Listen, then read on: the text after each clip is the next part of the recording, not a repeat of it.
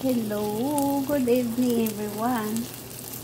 Dito naman tayo sa Hiwaga kong kusena. For dinner, pangnigi. Butter with garlic. Salt garlic. Ayan. Guys.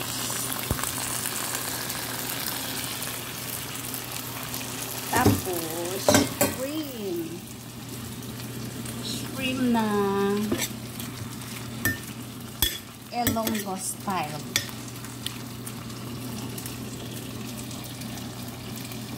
Ilonggo style, guys. Lagyan lang ng sibuyas,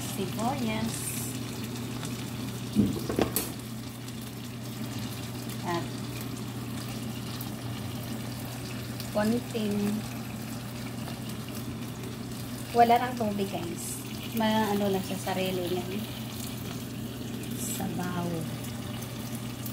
Sarili niyang pawis. Yun ang makalutok sa kanya. Kaya, Ilonggo style. Ito naman.